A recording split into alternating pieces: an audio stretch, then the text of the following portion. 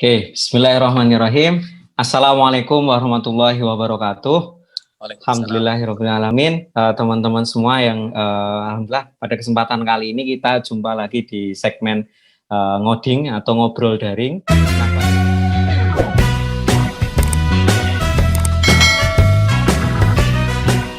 Kita coba minta sharingnya kayak gitu. Kebetulan juga buat saya pribadi yang sebenarnya resolusi saya tahun ini itu hunting beasiswa gitu Mas Yudi. Jadi barangkali nanti ada teman-teman juga yang pengen menyimak. Kemudian saya pribadi, bagaimana sih Mas Yudi dulu pengalamannya untuk mendapatkan beasiswa di Thailand? Apakah misalnya memang karena kemarin sempat pernah ke Thailand, kemudian jatuh hati di sana, kemudian akhirnya melanjutkan di sana? Mungkin cerita awalnya monggo Mas Yudi.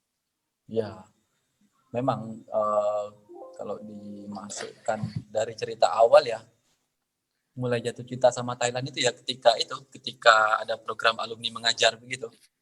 Nah, terus ya, alumni mengajar itu saya kalau nggak salah kurang lebih 3 tahun. Jadi 3 tahun itu ya bisa dikatakan mulai itu tahun berapa itu 3 tahun itu? Saya mulai ke Thailand tahun 2015 sampai 2018. Oke, lulus S1 2014 langsung ke Thailand ya? Enggak. Kemudian sampai kemudian sampai 2018. Ya. Berarti kita itu seangkatan ya kemarin ya di kampus itu ya?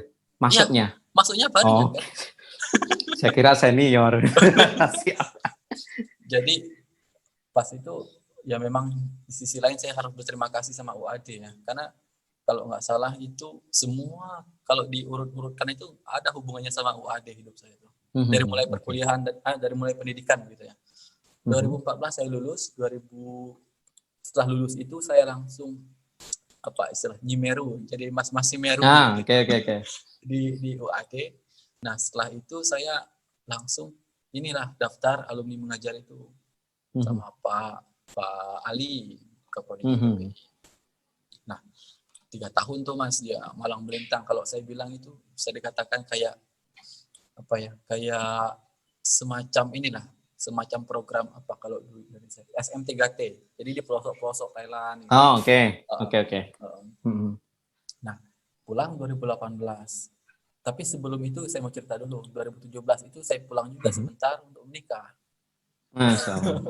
Iya, karena gini Mas, saya stop. Karena kalau di luar negeri, saya nggak tahu kalau di Thailand ya. Saya dulu juga 1 tahun di Korea, tuh langsung ketemu dengan jodoh, saya bawa pulang kemudian nikah. Karena godaannya besar.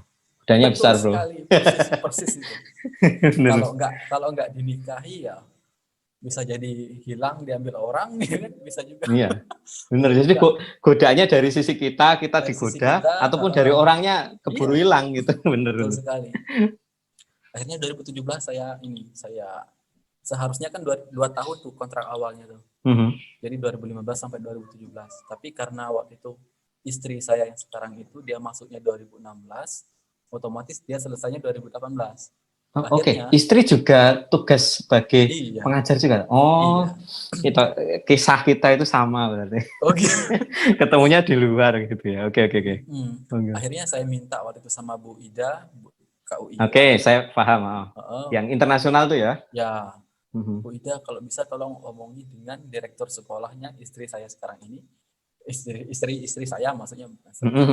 Istri saya bahwa saya mau lanjut setahun lagi menemani dia gitu. Curiga kan, loh kenapa kok kayak gitu? Iya saya bilang saya punya rencana buat menikah sama ini. Oh iya siap kata Bu Ida. Ya kebaikan harus disambut itu. Iya. 2017 saya pulang nikah. Seminggu setelah nikah kami balik lagi bertugas lagi ke Thailand barengan. Akhirnya tapi sekarang sudah di sekolah yang sama. Sebelumnya memang beda sekolah kan. Nah pulang 2018 itu itu masih 2018 setengah tahun itu saya kerja di mana-mana gitu, maksudnya saya masih cari-cari kerja. Akhirnya kayaknya kita bareng daftar di UAD. Akhirnya keterima 2018 ya, benar ya Mas ya? 2018. Cuman saya wisudanya lebih awal ya. Enggak sampai. Artinya ini akselerasi gitu lah. Akselerasi. Nah, 2018. Tapi terus terang sejak mengajar di Thailand itu memang saya sudah punya niat untuk hunting beasiswa. Jadi memang niat nyari beasiswa itu bahkan sebelum saya lulus dari S1. Wah, ini lebih berkemajuan lah ya ketimbang saya. Kalau saya gini Mas, saya dulu kerja, kemudian belum ada sama sekali wacana untuk beasiswa, kemudian ketiban ini ada teman yang numpang di kos ngurus beasiswa, saya diikut buat daftar. Akhirnya saya daftar, jadi nggak ada rencana. Tapi kalau Mas Yudi memang sebenarnya selama kerja itu sudah ada rencana ya gitu ya. Sudah ada. Tepatnya bukan hunting beasiswa, tapi untuk studi lanjut, mohon maaf. Oke. Siap. Karena prinsip saya dulu begini, kalau banyak orang yang kuliah untuk kerja, tapi saya juga harus kerja dulu nih untuk kuliah lagi, gitu kan? Mantap. Ternyata waktu itu saya setelah menikah, saya berubah. Setelah menikah itu kayaknya wah ini kalau mau kuliah lagi dengan biaya sendiri kayaknya agak berat juga nih kan. Akhirnya mulailah wah ini harus putar cara tarotak gitu ya. Cari beasiswa. Nah kebetulan memang di Thailand saya sudah bisa dikatakan sudah menguasai medan sedikit lah ya. Menguasai medan di Thailand, bagaimana situasi pendidikannya di sini, bagaimana kalau untuk mendapatkan beasiswa di sini tuh bagaimana sih bagusnya gitu. Karena semasa mengajar pun saya juga punya banyak teman-teman yang memang sudah lanjut di Thailand begitu. Lanjut di Thailand. Okay. Jadi mereka sudah sering sharing. Nah, sering muncul pertanyaannya tuh kenapa kok milih Thailand? Saya rasa saya tidak memilih negara, tapi saya pilih kampus. Saya bilang saya pilih kampus. Karena tidak semua negara maju pun juga kampusnya juga agak benar. Gitu kan. Apalagi untuk S2 ya. Kalau S1 boleh lah, kalau S2 udah fokus riset, fokus ke kampus itu penting. Betul. Jadi saya bilang saya itu milih kampus, milih jurusan. Akhirnya ya pertanyaan itu hilang seketika. Nah, waktu itu saya kerja di FTI, kita barengan, kita seruangan lah ya. Gitu. Saya dititipkan tapi. Di situ saya ini waktu itu kaprodinya masih Bu Ani itu Pak. Oh. Masih Bu Ani. Oke. Jadi saya udah izin Bu Ani itu. Artinya memang sudah ada declare di awal gitu lah ya. Udah sama-sama enak gitu lah ya intinya. Karena saya juga tahu lah bagaimana pola perizinannya, bagaimana di kampus atau di institusi lain gitu kan. Nah, akhirnya saya beranikan dulu declare di awal, Bu, kayaknya saya juga saya nggak mau stuck di sini nih, saya bilang saya nggak mau hanya sebagai staff, walaupun mohon maaf nggak ada yang gitu ya, bukan berarti saya gitu, enggak, cuma saya tuh masih mau berkembang dalam artian saya masih pengen sesuatu yang lain nih gitu, karena memang saya termasuk orang yang ya menurut saya termasuk orang yang masih belum puas di situ begitu. Nah akhirnya saya bilang Bu Ani ya alhamdulillah memang jadi semua teman-teman, semua kolega-kolega di UHAD itu sangat support sekali kalau untuk hal dalam pengembangan diri gitu ya. Benar. Nah, iya siap kata Bu Ani. Sampai Bu Ani itu menawarkan beberapa beasiswa yang lagi buka termasuk salah satunya itu Australian Awards. Jadi malah Bu Ani sebagai dosen jenengan itu malah memfasilitasi untuk resign, untuk upgrade diri maksudnya gitu ya. Bu Ani juga sempat bertanya, kenapa kok ke Thailand katanya? Karena udah ada yang itu udah ada kampus tujuan di Thailand katanya. Ya saya bilang sudah ada.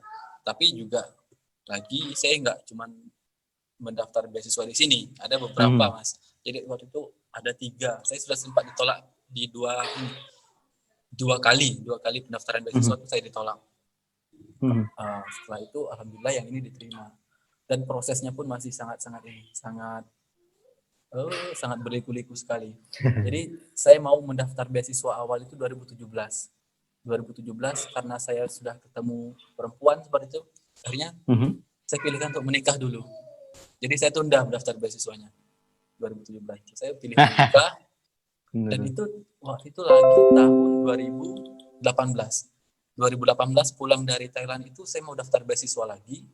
Tapi waktu itu ketunda lagi karena kebetulan alhamdulillah ya, bukan kebetulan. Karena memang saya dititipin anak gitu. Jadi saya nggak mungkin kalaupun daftar beasiswa tapi istri saya masih masih Hmm. ngomong anak kecil masih kecil banget. Akhirnya saya tunda 2019. 2019 itu saya mendaftar diam-diam tanpa sepengetahuan istri. Istri saya nggak tahu itu. Saya mendaftar 3 beasiswa. Nah, akhirnya yang istri saya tahu tuh cuman yang di sini. Ya kualat juga mungkin ya. Karena saya nggak ngomong. Akhirnya yang diterima istri yang di sini, yang memang istri saya tahu gitu kan. Nah, di situ Okay. 2019 itu saya daftar beasiswa. Ya prosedurnya sama, minta rekomendasi. Tapi yang di sini, yang di Thailand ini saya minta rekomendasi salah satunya Pak Dekan FTI. Alhamdulillah beliau sangat suportif sekali kalau untuk masalah kayak gitu. Karena memang biasanya kalau di luar kayak gitu ini ya Mas, ada rekomendasi paling enggak dari tempat kerja kayak gitu ya. Betul, dari atasan kerja. Sekolah akademik, ada akademisi juga kayak gitu. Betul. Sama profesor waktu S1 biasanya. Benar-benar. Saya itu mendekati Pak Dekan FTI itu waktu ini. Waktu kalau kita kan di FTI ada makan hari Jumat ya.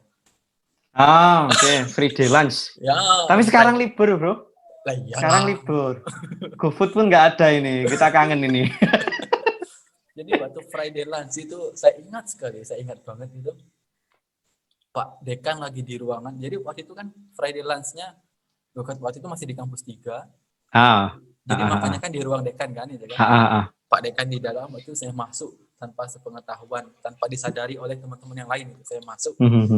Saya ngobrol memang benar-benar saya minta izin. Akhirnya Pak Dekan ya setuju. Tapi saya bilang saya mau minta Bapak sebagai salah satu atasan yang membuat rekomendasi untuk saya begitu. Pak Dekan ya alhamdulillah siap Mas katanya. Malah saya diberikan banyak input sekali gitu kan. Nah, akhirnya daftarlah. Ya, alhamdulillah. Ternyata saya diterima salah satunya. Dan ini beasiswanya beasiswa kampus. Jadi bukan ini ya saya. Agak banyak juga yang daftar. Hanya saja memang dia kalau beasiswa kampus itu kita cakupan yang di cover beasiswanya itu ya nggak sebanyak beasiswa yang ada di kerajaan Thailand. Walaupun tapi kan tetap ngajar. Iya. Dapat lah ya. Walaupun memang sebenarnya bulanannya itu di sini disesuaikan dengan daerah sih memang. Karena kayak UMR gitu ya. Jadi kalau di Konken ini ya kayak Jogjanya Thailand. Jadi agak murah. Makanya jadi memang beda sekali kalau teman-teman di Bangkok itu ya sekitar 2 kali lipatnya kalau untuk beasiswa bulanannya. Kalau di sini nggak terlalu banyak. Cuman ya alhamdulillah sih cukup aja gitu. Nah, itu kalau untuk beasiswanya. Tapi ini ya Mas, berarti berarti ngambil beasiswanya memang beasiswa khusus untuk foreigner. Ya, jadi ini beasiswa kampus ini dikhususkan untuk negara-negara GMS sama ASEAN. Oke. Termasuk, kalau misalnya Pak Agung itu yang dari industri juga beliau beasiswa kampus juga ya? Nggak tahu. Setahu saya iya, sama kayaknya. Oke. Artinya, misal pun saya daftar di sana ya ada potensi, ada peluang ya. Sangat. Nah, menarik. Tapi gimana? Maaf nih, menarik ini sebenarnya. Dari beberapa teman-teman yang kuliah di sini di kampus ini, yang berangkat dari kampus Muhammadiyah itu paling banyak. Serius? Oke. Berarti emang kita mau bikin base camp PCIM Konken. Itu dia. Sempat kepikiran kemarin. Cuman nih udah ya kayaknya mungkin sekarang sih pada sibuk-sibuk sekali. Teman-teman beda kesibukan. Jadi kemarin sempat kepikiran PCIM khusus ya, spesial ya. Istimewa. Oke. Jadi tadi udah dijelasin ya kaitan sama beasiswa. Mas Yudi ini ngambil beasiswa dari kampus.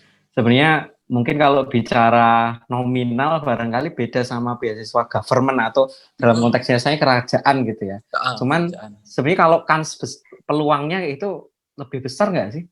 Enggak juga. Syaratnya, mungkin syaratnya Mas bisa di-sharingkan ke teman-teman. TOEFL-nya gimana atau harus bisa bahasa Thailand yang UA gitu?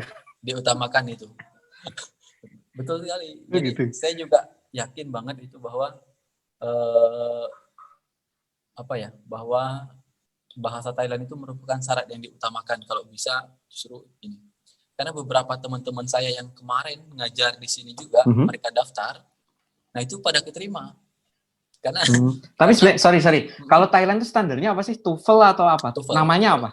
apa? Bukan, namanya apa? Kalau bahasa Thailand, standar istilahnya profisiensinya atau apa ya? Bahasanya gitu lah. Ada nggak standarnya? Sejauh ini masih pakai bahasa Inggris. Oh, bahasa Inggris, oke. Sama kayak TOEFL, cuman nggak terlalu kayak mungkin di negara-negara luar. Di sini 500 ya oke lah. 500. Oke ya. Kecuali untuk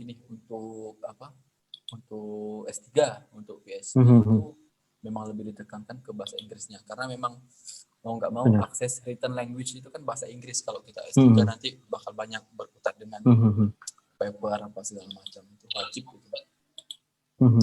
Nah, untuk syarat-syarat yang lain saya rasa sama, ada rekomendasi dan juga ini yang paling menentukan itu setahu saya ini studi plan-nya.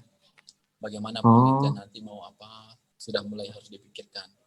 Walaupun ketika di tengah-tengah proses belajar nanti studi plan itu enggak harus jadi tesis kita. Kita bisa merubah. Studi plan ini sebenarnya kalau bahasanya di tempat lain barangkali research plan kayak gitu ya. Research plan ya, research plan. Oke, salah satunya itu. Oke. Sisanya yang lain itu ya kayak apa? Rekomendasi, terus motivation letternya kenapa? Umum lah, masih syarat-syarat umum. Tapi ini Mas, sebenarnya kan kalau beasiswa kayak gitu bisa jadi yang pertama adalah kita daftar ke kampusnya dulu baru keterima, kemudian baru nyari beasiswanya, atau misalnya kalau misalnya kasus saya dulu saya daftar ke profesornya karena beasiswa profesor, kemudian profesor ngasih surat pengantar ke kampus kalau profesor ini membiayai kuliah saya. Nah itu kalau kasusnya Mas Yudi gimana? Kalau di dulu? Itu kita langsung masuk ke kampusnya. Jadi kampusnya ya. Kampusnya itu justru walaupun nanti yang milih di tahap akhir itu adalah profesornya, adalah prodi di dalam prodinya. Oke. Jadi kita daftarnya lewat satu portal web begitu. Di bawah punya kampusnya itu kayak KUI-nya lah. Nah, di situ nanti ada seleksi administrasi, apakah itu secara administrasi kita lulus atau enggak gitu kan. Nah, lalu dilihat nih kita mau melanjutkan ke prodi apa, lalu dilemparkanlah ke prodinya, lalu prodi yang nyeleksi itu sama sih seperti itu. Nah, oke. Tapi ini ya sejak awal belum tahu profesornya siapa ya? Belum tahu. Jadi memang itu lulusannya dari kampus beasiswanya. Walaupun di tahap akhirnya itu yang menentukan ya profesornya, dia mau ambil atau enggak kira-kira gitu kan.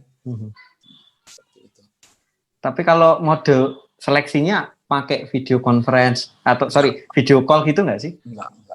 Enggak. Berarti pemberkasan, kemudian dari kampus, kemudian nanti dari kampus otomatis melempar ke prodi, kemudian langsung officially kita diumumkan lolos atau tidaknya. Iya. Gitu ya? Iya, betul. Nggak ada kayak wawancara. Jadi prosesnya berapa lama Mas itu kalau boleh tahu? Prosesnya berapa lama Mas dari kita daftar sampai officially keterima gitu? Itu sekitar 2 bulan, 3 bulan dulu saya 3 bulan. 2 bulan ya. Cepat juga ya berarti ya. Cepat gitu. Mas Yudi itu mulai di semester kalau di Thailand ada semesternya gimana sih? Kalau misalnya di Korea itu kan ada fall sama spring ya. Maret sama mungkin September ya. Nah di Thailand jenengan masuknya itu bulan sama ya? Sama. Oktober ya berarti. Sekitar September. Maaf ya, Agustus September. Oh September, oke. Artinya sebenarnya sekarang sudah semester terakhir ya? Ya, sekarang sudah. Saya sedang semester 3. Semester 3 nggak sih? 4. Oh 4, oke. Sedang ambil data. Mantap lah. Masya Allah. Oke. Nah, selanjutnya ini Mas, mungkin kaitan sama sedikit. Saya tertarik sebenarnya dengan Mas Yudi ini ngambil jurusan atau departemen berkaitan dengan kurikulum sama instruksi. Nah, saya kira mungkin kalau bayangan saya sebagai orang awam dunia pendidikan gitu ya, Itu ini berkaitan dengan bagaimana teknologi pendidikan, bagaimana manajemen pendidikan gitu nggak sih? Atau seperti apa Kalau yang untuk dipelajari? manajemen pendidikan dia punya sendiri, teknologi Ada sendiri, pendidikan juga oke. dia punya sendiri. Jadi kalau untuk kurikulum itu lebih ke yang suka ini, yang suka masuk ke dalam kelas sih kalau saya bilang seperti itu. Bagaimana guru. Nah, tapi seringkali orang salah kaprah nih ketika bicara kurikulum. Seringkali yang di kepalanya ketika kurikulum ya. Saya beberapa kali nanya ke teman-teman, satu kata deh untuk kurikulum gitu. Mereka bilangnya 2013 KTSP. Maksudnya itu kan umumnya kan. KBK, bener-bener. KBK.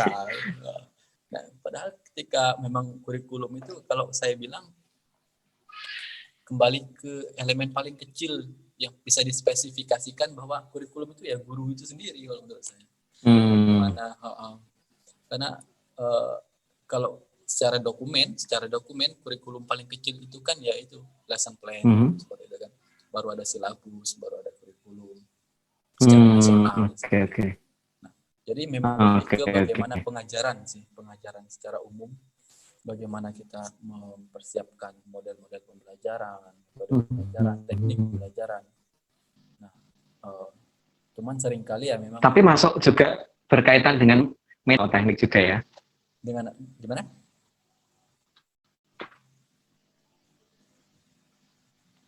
Halo? Berarti masuk juga ke teknik, metodenya gimana pembelajarannya seperti apa, itu masuk juga. Iya, justru memang lebih halo. Ya, halo. Ya, justru masuknya ke situ. Oke. Nah, oke Mas. Barangkali ini pertanyaan terakhir ya sebelum kita tutup. Nah, berkaitan dengan ini Mas Yudi.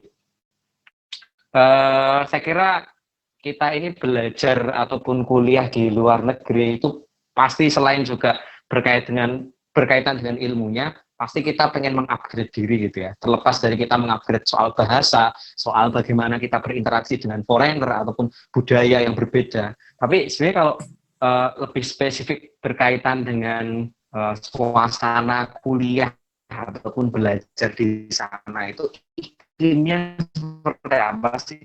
Apakah memang beda dengan di tanah air kayak gitu? Misalnya di sana lebih semangat atau seperti apa gitu? Karena kalau kita coba cermati, saya kira Thailand itu cukup inilah di atas Indonesia gitu ya dalam konteks pendidikan juga. Monggo Mas Yudi. Betul. Ya. Ya kalau untuk masalah posisinya memang memang masih beberapa tingkat di atas Indonesia. Karena ya itu juga salah satu kenapa saya pilih untuk pendidikan di sini. kalau posisinya dalam hal pendidikan lah ya, dalam pendidikan masih di bawah Indonesia, mungkin saya nggak lanjut di sini juga. Nah, bagaimana iklimnya? Saya rasa iklimnya itu jauh sekali berbedanya. Jadi sebelum pandemi itu dan sebelum istri saya ke sini, saya itu sering kali tidurnya di perpustakaan. Karena di perpustakaan itu kita 24 jam ada memang study room-nya khusus untuk yang mau tiduran. Jadi kita memang difasilitasi dengan sangat baik sekali. Dan juga termasuk untuk bagaimana mengakses sumber-sumber Tapi belajar. boleh ya tidur di perpustakaan, boleh ya? Ada zona-zona tertentu.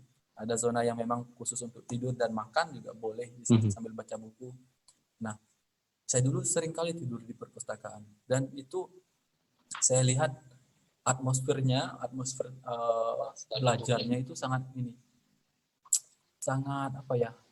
memotivasi kita sangat memotivasi saya terutama untuk nggak mau kalah nih sama mereka nih, karena yang saya lihat dari mereka kayaknya semangat belajarnya jauh gitu kan, jauh di atas saya gitu, karena mereka bahkan malam-malam sampai bawa selimut seperti itu, kalau dingin tuh kayak bawa kayak gini, bawa selimut lagi terus belajar gitu di perpustakaan. Dan itu nggak cuman 10-20 orang gitu kan, karena memang banyak sekali yang kayak gitu. Akhirnya mau nggak mau kita juga ikutan karena nggak mau ketinggalan dong gitu kan. Benar-benar. Dan itu selain itu juga memang ya yang saya tahu di beberapa kampus ya, karena semasa mengajar pun juga saya suka traveling kampus ke kampus, karena ya di dalam pikiran saya dulu itu yang harus saya datangin itu bukan kebun binatang, bukan apa, tapi kampus-kampus yang tempat yang dimana kota saya tinggal gitu, kayak di Songkla ataupun di Bangkok. Saya juga sudah mendatangi beberapa kampus, dan itu memang beberapa zona itu memang sangat mendukung sekali untuk belajar, termasuk yaitu jaringan internet itu kita tinggal di bawah, ya kayaknya sama sih di Korea juga. Teman saya cerita di bawah pohon itu kita bisa akses, duduk belajar gitu ya. Jadi lebih asik sebenarnya, lebih asik karena ya itu tadi kita kayak nggak terbatas. Saya nggak mau membandingkan dengan Indonesia, karena di Indonesia juga saya cuma perginya ke UAD dan UAD kan, nggak tahu kampus-kampus lain. Balik kalau di Jogja sih oke lah, cuman kalau di kota-kota lain saya belum tahu. Nah, tapi